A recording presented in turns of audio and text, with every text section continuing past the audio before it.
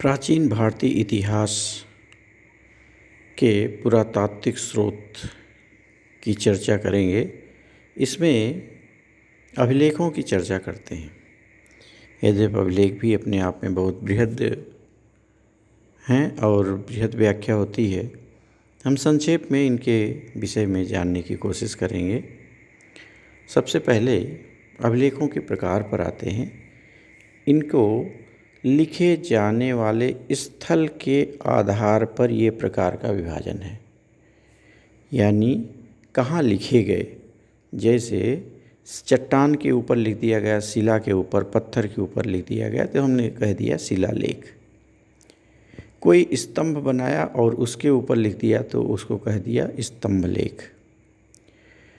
तांबे का कोई पत्र है, तांबे की प्लेट है, उसके ऊपर हमने लिख दिया तो ताम्रलेख हो गया, अभिलेख हो गया। किसी गुहा में लिख दिया तो गुहालेख हो गया। और किसी मूर्ति के नीचे उसका नाम लिख दिया या कुछ और सूचनाएं दे दी तो इस तरह का लिखा गया लेख मूर्ति लेख हो गया। सिक्कों के ऊपर इसी तरह लेख लिखे गए, बर्तनों के ऊपर लिखे गए, तो बहुत तरह से लिखे गए और इसी तरह से हम अभिलेखों के प्रकार को बांट देते हैं। दूसरा एक और प्रकार अभिलेखों का बांटते हैं, वो प्रकार है कि कौन सी लिपि का प्रयोग किया गया। अगर जैसे ब्राह्मी लिपि का प्रयोग किया गया, ये ब्राह्मी लिपि है, अगर ब्राह्मी लिपि का प्रयोग किया गया तो हम ब्राह्मी लिपि के अभिलेख कह देते हैं। इसी तरह से हम दूसरे लिपियों के बारे में भी हम देखते हैं कि अगर इस तरह से लिखा गया है तो हम सामान्य तौर पे मान लेते हैं खरोष्ठी अभिलेख। हम लिपि के आधार पे से बांटते हैं। खरोष्ठी के बाद हम कह देते हैं कि ये लिपि है ग्रीक अभिलेख। तो इस तरह के अभिलेखों को हम ग्रीक अभिलेख कह देते हैं। और फिर हम इस तरह के अभिलेख और आते हैं जिसको हम आरमाइक अभिलेख कहते हैं। तो ये अभिलेखों का विवरण जो किया यहाँ बदला गया, इनका मतलब केवल इतना ही है कि ये अभिलेख किस भाषा में लिखे गए, किस लिपि में लिखे गए, इनके आधार पर भी हम बंटवारा कर देते हैं। पाली के अभिलेख, संस्कृत के अभिलेख, इस तरह से अभिलेखों का हम विभाजन कई तरह से कर सकते हैं। अब हम बात करते हैं कि अभिलेख में शिलालेख की, पत्थर के ऊपर लिखा गया अभिलेख। ये लिखे हुए अभिलेख बहुत जगह पे मिले हैं। हम केवल अशोक के बारे में अगर बात करें, केवल अशोक के बारे में, तो 14 तो बड़े बड़े अभिलेख इनके मिल गए हैं, शिलालेख, और लघु स्तंभ लेख भी मिल गए। इसके अलावा इनके बहुत सारे लेख और भी मिले हैं जो लघु शिलालेख के रूप में मिलते हैं। कुल मिलाकर के इनके लगभग 200 अभिलेख हैं जिसमें तरह तरह से शिलालेख मिल जाते हैं। तो मुख्य रूप से लघु शिलालेख और बृहद शिलालेख के रूप में हम देखते हैं। बृहद शिलालेख में जिसे हम कहें शहबाजगढ़ी, मनसेहरा, गिरनार, सोपारा, कालसी, धौली, जौगढ़, एर्रागुडी। और लघु शिलालेख में हम कहें कि रूपनाथ का है, सहसराम का है, बैराट जयपुर का, मस्की आंध्र प्रदेश, गोबीमठ, पालकीडंगू, एर्रागुडी, ब्रह्मगिरी, सिद्धपुर, जटिंग रामेश्वर। और दूसरे शिलालेख इस तरह से लघु प्राप्त हुए हैं जो अशोक के अनेक स्थानों पर गुर्जरा, अहरौरा, पनगुडियारिया और सन्नाती, नित्तूर, उदयगोलिम, इनसे शिलालेख प्राप्त हुए हैं। इसके अलावा ये केवल अशोक के ही नहीं, एक लंबी परंपरा चली, बाद में भी मिलते रहे। पुष्यमित्र के अभिलेख मिले हैं, शिलालेख मिले हैं, अयोध्या अभिलेख इसको बोलते हैं। तो इसमें बताते हैं कि 2 अश्वमेध यज्ञ किया, सेनापति 2 अश्वमेध यज्ञ। और खारवेल का हाथी गुम्फा का अभिलेख है, उड़ीसा का। रुद्रदामन का है, जूनागढ़ का अभिलेख है। इस तरह से एक लंबी श्रृंखला है शिलालेखों पर लिख दिया गया। सामान्य तौर पर ये शिलालेख वहाँ लिखे जाते थे जहाँ से लोगों का आना जाना होता था, जिससे शिलालेख लिखवाने वाले की चीज़, उसकी बात को लोग समझ सकें। तो ये शिलालेख इसलिए वहाँ पर लिखाए जाते थे। ये कुछ शिलालेखों का एक प्रकार हमने दिखाने की कोशिश की है। अशोक का ब्राह्मी लिपि का है। तो जैसे लिखा है देवानाम पियदस लाजा, ये इस तरह से पूरा अभिलेख है। तो हम देखते हैं। अब हम बात करें स्तंभ की। स्तंभ के ऊपर भी बहुत सारे अभिलेख लिखे गए और उसमें भी हम नंबर 1 पे आते हैं। तो सबसे पहले हमारे मौर्य काल के अशोक के स्तंभों की बात करते हैं तो 7 ऐसे स्तंभ मिले हैं जिनके ऊपर अशोक ने ही लिखवा दिया है लेख। दिल्ली टोपारा, दिल्ली मेरठ, कौशाम्बी इलाहाबाद, लौरिया अजरज, लौरिया नंदनगढ़, रामपुरवा। दिल्ली टोपारा स्तंभ लेख में ही अशोक के 7 अभिलेख मिलते हैं। सभी 6 स्तंभों पर उत्कीर्ण हैं। तो इस तरह से हम देखते हैं कि इनकी एक लंबी परंपरा चलती है। केवल यही नहीं, और लघु स्तंभ लेख भी हैं। जैसे 3 इनके मानते हैं, सारनाथ, सांची और कौशाम्बी। 3 जगह से लुम्बिनी और निगलियू से अशोक के स्तंभ लेख वहाँ भी मिले हैं। इलाहाबाद से भी है, इसकी रानी का, कारुआकी का। तो इस तरह से स्तंभ लेख इसके अशोक के मिलते हैं। हेरोडोटस विदिशा में लिखाता है, समुद्रगुप्त प्रयाग में लिखाता है, चंद्रगुप्त द्वितीय का मेहरौली में है जो दिल्ली के पास। स्कंदगुप्त का भीतरी स्तंभ लेख है। ये स्तंभों के ऊपर लिखे गए।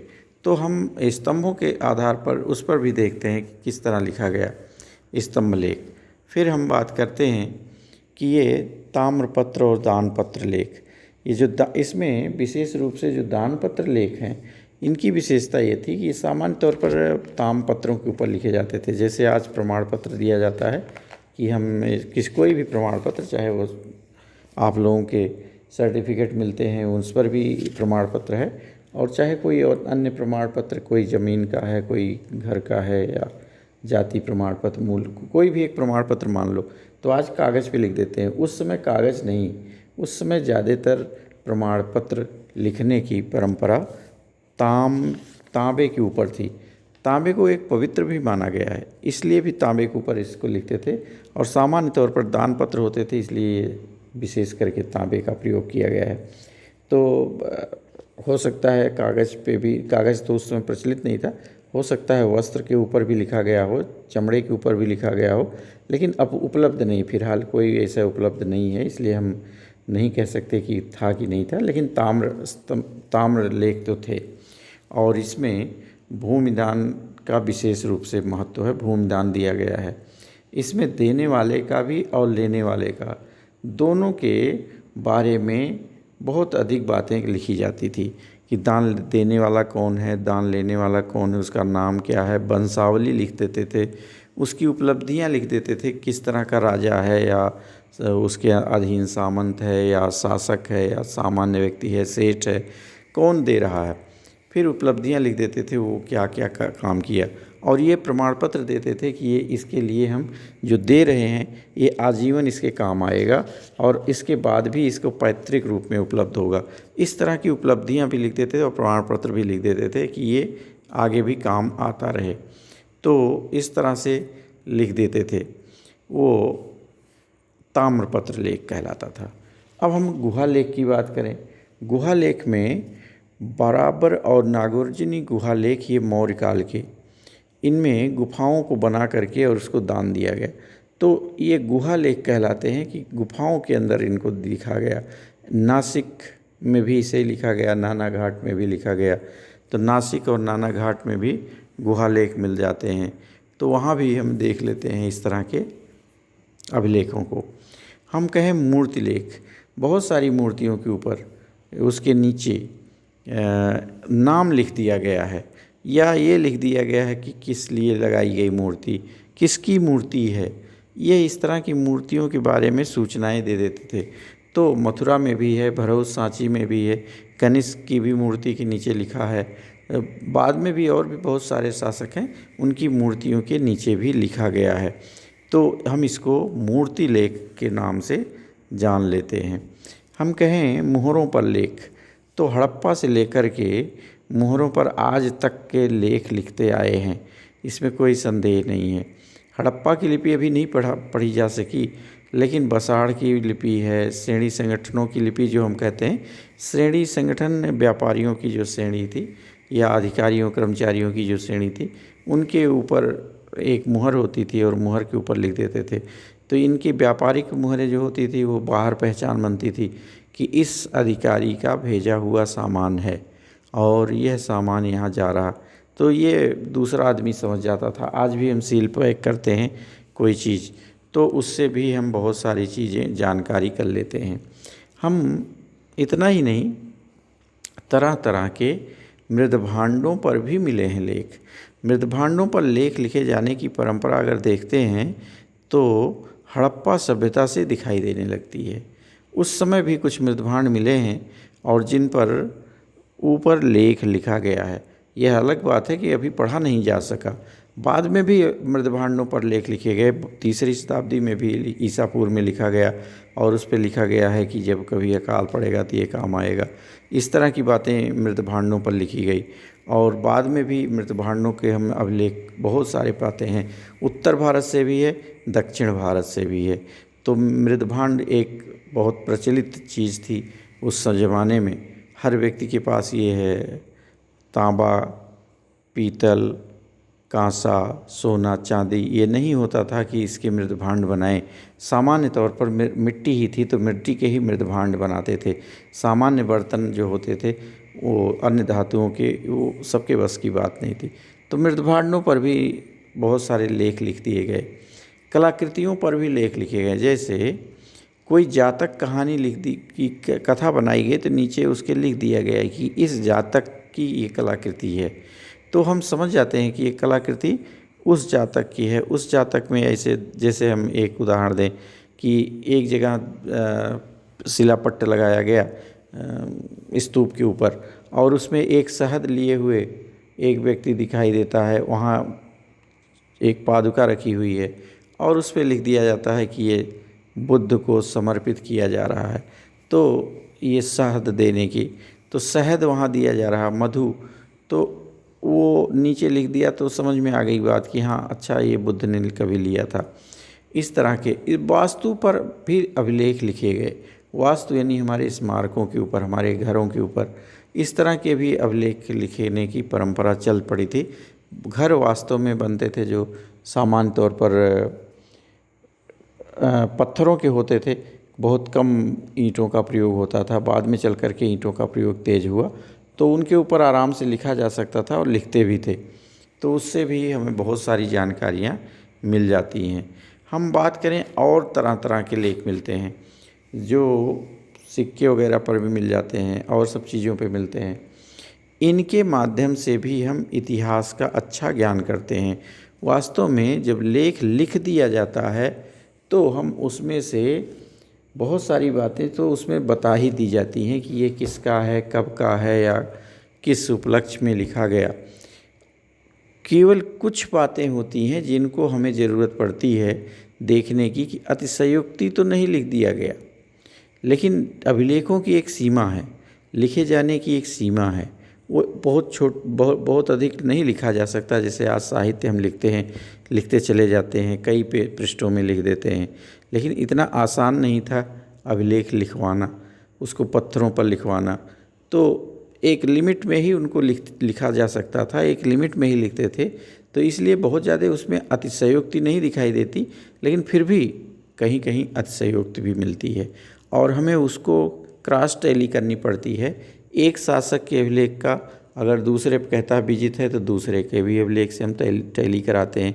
दोनों को देखते हैं, साहित्य से भी उसमें जोड़ देते हैं तो एकदम सही स्थिति आ जाती है कि अभिलेखों पर जो लिखा गया है वो कहाँ तक सही है। और उसके माध्यम से हम अभिलेखों की प्रामाणिकता तो करते ही हैं, इतिहास भी हमारे प्रामाणिक हो जाते हैं। तो अभिलेख को अगर हम व्याख्या करके बताते तो शायद अच्छा लगता, लेकिन समय की अपनी सीमाएं हैं। तो हम कह सकते हैं कि अभिलेख अपने आप में बहुत उपयोगी हैं। हम फिर आगे चर्चा करेंगे कि अभिलेखों की व्याख्या कैसे करते थे और कैसे अभिलेखों से हम इतिहास का सटीक ज्ञान ले पाते थे। हमने तो अभी केवल एक इंट्रोडक्शन के रूप में इसको आपके सामने रखा है कि इसके बारे में आप जान सकें कि मुख्य रूप से हमने बताया कि अभिलेख कितने प्रकार के हैं। एक तो उनके किस पर लिखा गया उस आधार पर, दूसरा ये उनकी भाषा क्या है इस आधार पर, तीसरा किस वस्तु पर लिखा गया इस आधार पर। हम पाली भाषा, संस्कृत, जैन, बौद्ध जो भी है, हम कई तरह से इसका बंटवारा करते हैं। हमने तो अभी इस तरह की बातें आपको समझाने की कोशिश की और ये देखने की कोशिश की कि हाँ, अभिलेख हमारे लिए कैसे इतिहास में महत्वपूर्ण हैं। आज इतना ही, धन्यवाद।